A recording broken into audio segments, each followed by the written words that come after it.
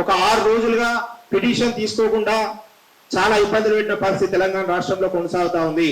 ఇలా హోంశాఖ తన వద్ద పెట్టుకున్న రేవంత్ రెడ్డి ఇలా పోలీస్ యంత్రాంగం అంతా కూడా ఇలా ఫ్రెండ్లీ పోలీస్ అంటూ రేవంత్ రెడ్డి ప్రభుత్వం చెప్తా ఉంది. కానీ ఒక మైనర్ బాలికకు రాష్ట్రంలో అన్యాయం జరిగింది, లైంగిక వేధింపులు జరిగినాయి, అత్యాచార యత్నం జరిగిందని పిటిషన్ ఇచ్చేందుకు పోతే 6 రోజులుగా కేసులు తీసుకోకుండా ఈ నెల 8వ తేదీన సాయంత్రం మధ్యాహ్న సమయంలో బాధితురాల కుటుంబాన్ని పిటిషన్ తీసుకుంటారు. అదే నాడు సాయంత్రం హనీ ట్రాప్ అయిందని చెప్పి నా మీద బండి సంజయ్ కుమార్ కరీంనగర్ పోలీస్ స్టేషన్ లో ఫిర్యాదు చేసేందుకు వెళ్ళిన 1 నిమిషంలోనే బాధితురాల కుటుంబంపై కేసు పెట్టిన పరిస్థితి. హనీ ట్రాప్ అని చెప్పి ఇలా పోక్సో చట్టం కింద మమ్మల్ని వేధించాలని చెప్పి బాధితురాల కుటుంబం పేట్ బషీరాబాద్ పోలీస్ స్టేషన్ లో ఫిర్యాదు చేస్తే ఇలా బండి సంజయ్ కుటుంబం వారి కుమారుడు హనీ ట్రాప్ చేసి మమ్మల్ని డబ్బులు వేధించాడని చెప్పి ఇలా పిటిషన్ ఇచ్చిన పరిస్థితి ఉన్నది. ఇలా పిటిషన్ ఇచ్చిన దాంట్లో బండి సంజయ్ కుమారుడు ఏం పెట్టాడు, మమ్మల్ని హనీ ట్రాప్ చేశారు, డబ్బులు వేధించారు, ఇది వరకే ఒక 50,000 ఇచ్చినామని అన్నది. అంటే 50,000 బండి సంజయ్ కుమారుడు ఇవ్వడానికంటే అందులో కేంద్ర మంత్రి హస్తం ఉంటేనే 50,000 ఇచ్చి కాంప్రమైజ్ చేసుకునేది. కేంద్ర మంత్రి ఎదురకుండానే కాంప్రమైజ్ రాయకేం జరిగిందా? వాళ్ళ కుటుంబాన్ని బలవంతం పెట్టే ప్రయత్నం జరిగిందా? వాళ్ళ కుటుంబాన్ని భయపెట్టే ప్రయత్నం కేంద్ర మంత్రి తెలియకుండా జరిగిందా? ఇలా మోడీ మొన్న తెలంగాణకు వస్తే ఇక్కడ ఉన్నటువంటి మనం అందరం కూడా లౌకికవాద శక్తులం, తెలంగాణ రాష్ట్ర ఏర్పాటు కోసం పోరాడిన వాళ్ళం, తెలంగాణ విభజన హామీలు 10 ఏళ్ల నుంచి రావాలే కావాలని కొట్లాడుతున్న వాళ్ళం. ఇలా మోడీని పక్కన పెట్టుకొని మోడీ సభలో తెలంగాణకు ఏమి ఇచ్చిర్రు, ఏం కావాలి, తెలంగాణ సమస్యలను మాట్లాడేసి పోయి నేను ధర్మాన్ని కాపాడుతా, ధర్మ పద్ధతిలో ఉంటా, నేను ఎవరికి తలవంచను, నా మీద కుట్రలు జరుగుతున్నాయని ఇలా బండి సంజయ్ కప్పిపుచ్చుకునే ప్రయత్నం చేస్తూ ఇవాళ ఈ యొక్క పోక్సో కేసును నిర్వీర్యం చేసే విధంగా బండి సంజయ్ హోంశాఖ మంత్రి పోలీస్ వ్యవస్థను తన వద్ద పెట్టుకొని తెలంగాణ రాష్ట్రంలో కేసును నిర్వీర్యం చేసే ప్రయత్నం చేస్తున్నాడు. కాబట్టి విద్యార్థి యువజన మహిళా సంఘాలుగా మైనర్ బాలిక కుటుంబానికి అండగా ఉండి ప్రతి ఇంటి ఆడబిడ్డనైతే మన ఇంట్లో ఆడబిడ్డకు అన్యాయం జరిగితే ఏ విధంగా రోడ్డుకి ఉత్తరిస్తామో ఆ మైనర్ బాలిక కూడా అన్యాయం జరిగింది బీజేపీ ప్రభుత్వం వల్లే, కేంద్ర మంత్రి హోంశాఖ బండి సంజయ్ వల్లే అని చెప్పి మనందరం ముక్తగత ఖండిస్తూ ఈ రౌండ్ టేబుల్ సమావేశం నుంచైనా రేపటి నుంచి ఒక కార్యాచరణ తీసుకొని ఆ బాలిక కుటుంబానికి న్యాయం చేసి కేంద్ర హోంమంత్రి కుమార్ను అరెస్ట్ చేసేంత వరకు ఈ బాధ్యతకు ముమ్మాటిగా మధ్యవర్తిత్వం వ్యవహరించి ఈ కేసును కుట్రగార్చి నీరుగార్చే ప్రయత్నం చేసినటువంటి బండి సంజయ్ ఎంపీ పదవికి రాజీనామా చేసేంత వరకు కూడా మనందరం పోరాడాల్సిన అవసరం ఉంది అని చెప్పి తెలియజేస్తూ భారత జాతీయ మహిళా సమైక్య ఎన్ఎఫ్ఐడబ్ల్యూ తెలంగాణ రాష్ట్ర ప్రధాన కార్యదర్శి నేదులు జ్యోతి గారిని రౌండ్ టేబుల్ సమావేశం ఉద్దేశించి మాట్లాడాల్సి కోరుతాము. ఎస్ఎఫ్ఐ తెలంగాణ రాష్ట్ర కమిటీ తరఫున నా తరఫున నమస్కారం తెలియజేస్తూ ఇప్పటికే అనేక మంది అనేక అంశాలు మాట్లాడుంటారు. ఏదున్నా తెలంగాణ రాష్ట్రంలో అత్యంత దుర్మార్గమైనటువంటి ఘటన ఈ ఘటన అని చెప్పేసి ఎస్ఎఫ్ఐ భావిస్తూ ఉంది. ఎందుకనంటే దేశంలో బీజేపీ బేటీ బచావో బేటీ పడావో అనే నినాదం తీసుకొని మేము మహిళల్ని అలాగే విద్యార్థినిల చదువుల్ని వాళ్ళని రక్షించే దానికోసం ప్రయత్నం చేస్తున్న బయటకు ఏదో ప్రకటన చేస్తున్నారు. కానీ ఈరోజు ఆ ప్రకటనలు చేయడంతో పాటు నాకు సంబంధం లేదు, ఇది నాకు సంబంధం లేని అంశం కావాలని చెప్పేసి కొద్దిమంది దీన్ని సృష్టిస్తున్నారని కూడా ఆయన చెప్తున్నాడు. ఎస్ఎఫ్ఐగా నేను అడగదలుచుకున్నది ఏమిటంటే, అయ్యా బండి సంజయ్ గారు, నీకు సంబంధం లేకపోతే, నీ కొడుకుకి సంబంధం లేకపోతే ఇదేదో మత కోణంతో మత విద్వేషాలను రెచ్చగొట్టే ప్రయత్నం చేస్తున్నారని చెప్పేసి నువ్వు ఇస్తున్న స్టేట్మెంట్ కరెక్ట్ అయితే ఇప్పుడే హైకోర్టులో ముందస్తు బెయిల్ కోసం నీ కొడుకు ఎందుకు పోయాడు? అలాగే కేంద్ర సహాయ హోంశాఖ మంత్రిగా ఉన్న నువ్వు ఎందుకు ప్రజల ముందుకు వచ్చి ఒక ప్రెస్ మీట్ పెట్టి, ఈరోజు ఏఎస్ఎఫ్ పెట్టింది ఇక్కడ సోమాజిగూడ ప్రెస్ క్లబ్ లో ఒక రౌండ్ టేబుల్ సమావేశం పెట్టి అందరి ముందు చర్చ చేస్తుంది. నువ్వు కూడా నిజాయితీ ఉంటే, నీ కొడుకు తప్పు లేకపోతే, నువ్వు జరిగిన ఘటన వాస్తవం కాకపోతే నువ్వు కూడా ప్రెస్ మీట్ పెట్టి ఇది తప్పు కావాలని రాజకీయ కుట్ర చేస్తున్నారని చెప్పి నువ్వు ప్రకటించగలవా? ఆ దమ్ము ధైర్యం నీకుందా? నువ్వే ఒక మాజీ విలేకరిని అడ్డు పెట్టుకొని బేరం కుదిరిస్తావు, 50,000 రూపాయలకి నువ్వు ఇచ్చి ఆ కేసుని వదిలించాలని చెప్తూ అలాగే వాళ్ళ మీద దాడి చేసే ప్రయత్నం చేస్తావు. రిటర్న్ పంపించింది అది చెప్పకుండా మీడియాని మేనేజ్ చేసి, మెయిన్ స్ట్రీమ్ మీడియాని, ఇది ఒక హనీ ట్రాప్ అనే పేరుతో నా పదవి పోతే ఒక ఫలానా మతం కాబట్టి అని చెప్పేసి అనే పేరుతో ఈరోజు విద్వేషాలు రెచ్చగొట్టే ప్రయత్నం, సోషల్ మీడియాలో ప్రశ్నించే వాళ్ళని ట్రోలింగ్ చేయడం, సంధ్యక్క లాంటి ఎవరైనా మాట్లాడితే వాళ్ళ యొక్క వంకర మౌలికాలు లేకపోతే ఇంకొక ఆకుల శ్రీవాణులతో వాళ్ళ మీద ట్రోలింగ్ చేయించడం, తిట్టడం, బూతులు. కాబట్టి నువ్వు నిజంగా నీకు చిత్తశుద్ధి ఉంటే, నువ్వు నిజమైన ప్రజాప్రతినిధి అయితే, లోక్సభకి నిన్ను ప్రజలు ఎన్నుకొని పంపించుంటే, ఇగో నేను రాజకీయ నాయకుడిని, నా నిజాయితీ ఇదే నీ పుత్రరత్నాన్ని తీసుకొచ్చి ప్రెస్ మీట్ పెట్టి తప్పు అని చెప్పి నిరూపించగలిగే దమ్ము నీకుందా కేంద్ర మంత్రిగా? అది లేదు నీకు. ప్రధానమంత్రి పక్కన కూర్చొని నువ్వు మొత్తుకుంటున్నావు, అన్నా నేను చేయను, నా పార్టీలో ఆయన అంటున్నావు. నీ పార్టీ చీఫ్ మాట్లాడుతూ చెప్తున్నది వాళ్ళ కుటుంబ సమస్యని. కుటుంబ సమస్య ఎట్లయితుంది? నువ్వు ప్రజానాయకుడివి, ప్రజలు ఎన్నుకున్న నాయకుడివి, ప్రజలకి ప్రాతినిధ్యం వహించే కేంద్ర మంత్రివి. నువ్వే ఒక అమ్మాయిని మైనర్ బాలికని ట్రాప్ చేసి ఆమె మీద లైంగిక దాడి చేసి ఆమె న్యాయం చేయాలని అడిగితే కుదరదని చెప్పేసి దాడి చేసే విచక్షణ రహితంగా కేసు పెట్టించి ఆమె క్యారెక్టర్ మంచిది కాదని మీడియా ద్వారా ప్రకటనలు ఇప్పించి ప్రచారం చేయించే నువ్వు ఎట్లా ప్రజాప్రతినిధి అవుతావు? కాబట్టి ఈ రోజు ఆమెను కొంతమంది అంటున్నారు పెళ్లి చేసుకుంటే అయిపోద్దని. పెళ్లి చేసుకుంటే అది పెళ్లి చేసుకుంటారా పెళ్లి చేసుకోరనే చర్చ కాదు ఇక్కడ. కానీ ఒక మైనర్ బాలికని, మహిళల పెళ్లి గురించి సమస్య కాకుండా మైనర్ బాలిక పట్ల నీ పుత్రరత్నం నీ కొడుకు చేసినటువంటి బండి సాయి భగీరథ చేసినటువంటి చర్యను నువ్వు చర్చించు. దీన్ని ఎందుకు నువ్వు సపోర్ట్ చేస్తున్నావో సమర్థిస్తున్నావో దానికి నువ్వు ప్రజలకు ఎవరిని చేయాల్సిన అవసరం ఉంది. అది చేయకుండా ఈ రోజు ప్రజల్లో సానుభూతి పొందే దానికోసం ఎక్కడైనా ఒక చిన్న మతం జరిగితే లవ్ జిహాద్ అంటావు. హిందూ సమ్మేళనాలు పెట్టి ఈ రోజు ప్రతి వాడవాడికి ఏం చెప్తున్నారు?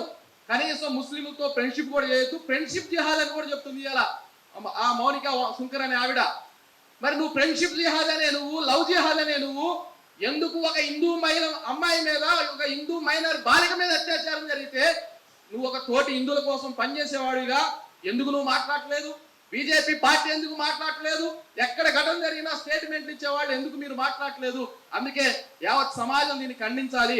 బండి సంజయ్ని బర్తరఫ్ చేయాలి మంత్రివర్గం నుంచి. అలాగే ఆయన ఈ ప్రజలకి, తెలంగాణ ఆడబిడ్డలకు కూడా ఆయన క్షమాపణలు చెప్పాలి. అలాగే నిష్పక్షపాతంగా ఈరోజు సిట్ వేశారు కాంగ్రెస్ ప్రభుత్వంలో. మేము అడిగేది సిట్ కాదు, నువ్వు ఎందుకు 4 రోజులు అవుతున్నా ఒక పోక్సో కేసులో ఎఫ్ఐఆర్ రిజిస్టర్ అయిన తర్వాత ఎందుకు ఈ రాష్ట్ర ప్రభుత్వం చర్యలు తీసుకోవట్లేదు?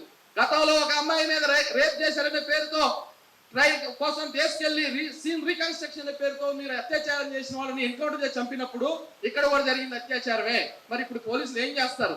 పోలీసులు మాట్లాడరా? తెలంగాణలో ఒక సిట్ వేసి సిట్కి ఒక అధికారిని పెట్టి వాళ్ళకి దర్యాప్తు చేస్తారు. దర్యాప్తు చేసిన తర్వాత మేము చేస్తామని చెప్పి చెప్తున్నారు కదా. మరి ఇక్కడ ఒక సామాన్య న్యాయం జరిగిన వాళ్ళకి ఒక రకమైన న్యాయం ఉంటుంది, రాజకీయ పలుకుబడి ఉన్న వాళ్ళకి, రాజకీయ కేంద్ర మంత్రులైన వాళ్ళకో లేకపోతే ఎంపీలైన వాళ్ళకో వాళ్ళకు ఒక న్యాయం ఉంటుందా? కాబట్టి పోలీసులు కూడా దీన్ని నిష్పక్షపాతంగా విచారణ జరిపించాలి. సాయి భగీరథ ఎక్కడున్నా అరెస్ట్ చేయాలి. ఈరోజు దొరకట్లేదు అంటున్నారు, పరారీలో ఉండంటున్నారు. నిన్న కాక మొన్న నేపాలీ గ్యాంగ్ ఏదో హత్య చేసిందనంటే పోలీసు బలగాలు 20 టీములు పోయినాయి. నేపాల్ పోయారు, లక్నో పోయారు, ఢిల్లీ పోయారు, మేరట్ పోయారు, అన్ని చోట్ల ఎదుగుతున్నారు కదా. మరి ఈ కేసులో బండి సాయి భగీరథను మీరు ఎదగడానికి ఎన్ని టీములు వేశారు? ఎన్ని టీములు గాలింపు చర్యలు చేస్తున్నాయి? కాబట్టి ఖచ్చితంగా అందుకోసమనే మొన్న కూడా ఉన్నాడు కాబట్టి ఖచ్చితంగా చిత్తశుద్ధి ఉంటే బండి సాయి భగీరథని ఆయనే పోలీసులకు అప్పచెప్పాలి.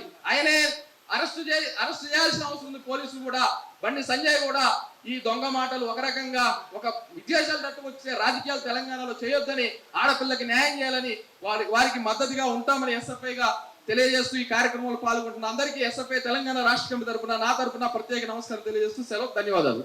మరి గత 4 రోజుల నుంచి కూడా బండి సంజయ్ కుమారుడు బండి భగీరథ విషయం సోషల్ మీడియాలో మనం చూస్తూనే ఉన్నాము.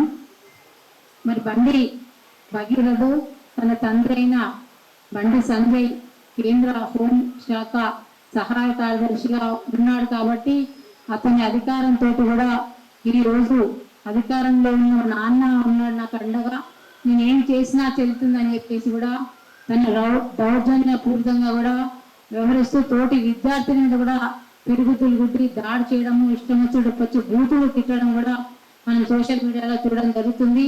ముఖ్యంగా 17 సంవత్సరాల మైనర్ బాలికను మరి లొంగ తీసుకొని ప్రేమ పేరుతో మాయమాటలు చెప్పి పెళ్లి చేసుకుంటానని నమ్మించి ఆమెను మద్యం తాగించి పబ్బులలో తీసుకెళ్లి పలుమార్లు అత్యాచారం చేసిన తర్వాత ఆ మానసిక పరిస్థితులలో 17 సంవత్సరాల టీనేజ్ అమ్మాయి పెళ్లి చేసుకుంటానని నమ్మి మోసపోయింది.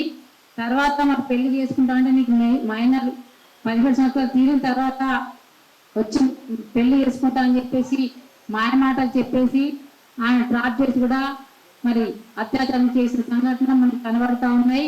తర్వాత పెళ్లి చేసుకోమంటే కూడా నేను పెళ్లి నేను అని చెప్పేసి దాట వేసిన పరిస్థితుల్లో ఆ 17 సంవత్సరాల యువతి మోసపోయిన అమ్మాయి ఏం చేయాలో అర్థం కాక కూడా 3 సార్లు ఆత్మహత్య చేసుకోవడం జరిగింది. ఈ అమ్మాయిని కూడా అతను నేను చనిపోతా, నువ్వు కనుక నాతో ఉండకపోతే, నా ఫ్రెండ్షిప్ చేయకపోతే, నేను పెళ్లి చేసుకుంటాను నమ్మకపోతే నేను ఆత్మహత్య చేసుకుంటా అని చెప్పేసి కూడా బెదిరించినట్టు కూడా మనకు తెలియడం జరుగుతుంది.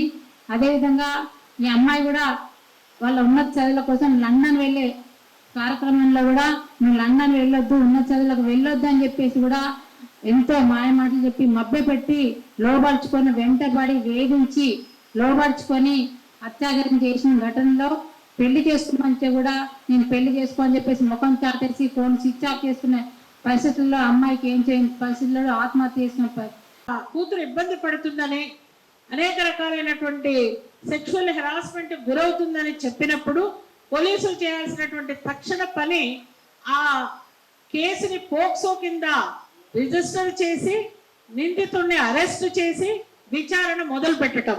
కానీ రోజంతా అమ్మాయిని తల్లిని పోలీస్ స్టేషన్లో కూర్చోబెట్టి ఎవరైతే అక్యూజ్డ్ ఉన్నాడో అతనికి ఆ సమాచారం ఇచ్చి ఉల్టా కేసులు పెట్టించడంలోనే ఈ దేశంలో పోలీస్ వ్యవస్థ ఎవరి వైపు ఉంది అనే విషయం చాలా స్పష్టంగా తెలుస్తుంది. కేంద్ర మంత్రి అయినటువంటి హోంశాఖ ఎవరి కనుసన్నల్లో అయితే పోలీస్ వ్యవస్థ ఉంటుందో ఆ వ్యక్తికి సంబంధించినటువంటి నిందితుడు రక్షింపబడుతున్నాడు అనే విషయం ఇప్పటి వరకు అతని ఆచూకీ తెలియదు. మేము బృందాలను పంపించాము అతని కొరకు అని పోలీసులు చెప్పడం అనేది ఒక హాస్యాస్పదమైనటువంటి వ్యక్తి. ఎక్కడో ఉన్నటువంటి నేరస్తులు వెంటనే దొరుకుతారు, ఎక్కడో అడవుల్లో ఉన్నటువంటి వ్యక్తులు ఎక్కడ దాచుకున్నా దొరుకుతారు, వాళ్ళని ఎన్కౌంటర్లు చేస్తారు ఆన్ ద స్పాట్, వాళ్ళ మీద కేసు కూడా లేకుండానే. కానీ ఇక్కడ నిందితుడిని మాత్రము కాపాడేటటువంటి వ్యవస్థని, కాపాడేటటువంటి బాధ్యతని పోలీసులు నెత్తికెత్తుకున్నారు అనే విషయం కూడా మనకి ఈరోజు స్పష్టమవుతుంది. ఇప్పుడు మనం డిమాండ్ చేస్తుంది ప్రజా సంఘాలుగా, విద్యార్థి సంఘాలుగా, మహిళా సంఘాలుగా, పోక్సో కేసు చాలా బలమైనది. పోక్సో కేసులో ఎలాంటి బెయిల్ ఉండదు, వెంటనే నిందితుడిని అరెస్ట్ చేయాలి, విచారణ జరిపించాలి, చట్ట ప్రకారం శిక్షించాలి. ఫాస్ట్ ట్రాక్ కోర్టు మీద, ఫాస్ట్ ట్రాక్ కోర్టు ఈ పోక్సో చట్టంలోనే 6 నెలల లోపల విచారణ పూర్తి చేసి శిక్షించాలి అనేటటువంటి నిబంధన ఉంది. కాబట్టి ప్రభుత్వం వెంటనే ఆ దిశగా వెళ్లకుండా సిట్ అనే దాన్ని ఒక స్పెషల్ ఇన్వెస్టిగేషన్ టీంని వేసి కాలయాపన చేయడానికి ప్రయత్నం చేస్తుంది అనే విషయం కూడా మనకు అర్థమవుతుంది. ఇలాంటివి మనం ఎన్నో చూసినాం. నేరం జరిగింది నిజమే అని కోర్టులు చెప్పి, నేరం జరిగింది నిజమే కానీ నేరస్తుడు మాత్రం ఎన్నటికీ దొరకడు. మొన్నటికి మొన్న మనము ఆయేషా మీరా లాంటి కేసులు చూసాము. 26 సంవత్సరాల తర్వాత నేరస్తుడు దొరకలే. నేరం జరిగింది, అమ్మాయి హత్య జరిగింది, ఆ అమ్మాయి అస్థికలు తీసుకొచ్చి తల్లిదండ్రులకు అప్పచెప్పిన పోలీసులు. ఏ న్యాయం జరిగింది అంటే ఏ న్యాయం జరగటానికి ఇక్కడ న్యాయ వ్యవస్థ, పోలీస్ వ్యవస్థ ఉన్నాయని మనం ప్రశ్నించాల్సినటువంటి సమయం ఇది. వాకపల్లిలో సామూహిక అత్యాచారాలు జరిగితే నేరం జరిగింది నిజమే అని కోర్టు ఒప్పుకున్నది. కానీ నేరస్తులు మాత్రం పట్టుబడలేదు. అట్లా జరిగే అవకాశం ఈ కేసులో కూడా ఉంది. ఎందుకంటే నిందితుడు ఒక ఇన్ఫ్లుయెన్స్డ్ పర్సన్, పొలిటికల్ గా చాలా స్ట్రాంగ్ పర్సన్. ఈరోజు సెంట్రల్ గవర్నమెంట్ లో ఉన్నటువంటి పాలక వర్గానికి చెందినటువంటి పర్సన్. నిత్యం వాళ్ళు సనాతన ధర్మం గురించి, మహిళల రక్షణ గురించి, బేటీ బచావో అనేటటువంటి నినాదాలను నెత్తికెత్తుకొని అనునిత్యం చెప్తున్నటువంటి వ్యక్తులు ఈ రకంగా ప్రవర్తించడం అనేది చాలా గర్హనీయమైనటువంటి విషయము. వెంటనే అందరూ కూడా, ప్రజా సంఘాలు, ప్రజలు కూడా ఈరోజు ప్రశ్నించాల్సినటువంటి అవసరం ఉంది. దీని మీద వెంటనే ప్రభుత్వాలు, కేంద్ర రాష్ట్ర ప్రభుత్వాలు తగిన చర్యలు తీసుకొని అటు కేంద్ర మంత్రిని రాజీనామా చేయమనో బర్తరఫ్ చేయమనో మనం డిమాండ్ చేస్తున్నాము. అట్లాగే వెంటనే నిందితుడిని అరెస్ట్ చేసి చట్టరీత్యా చర్యలు తీసుకోవాలని కూడా డిమాండ్ చేస్తూ ఈ అవకాశం ఇచ్చినటువంటి మీ అందరికీ కూడా కృతజ్ఞతలు ముగిస్తున్నాను. Thank you.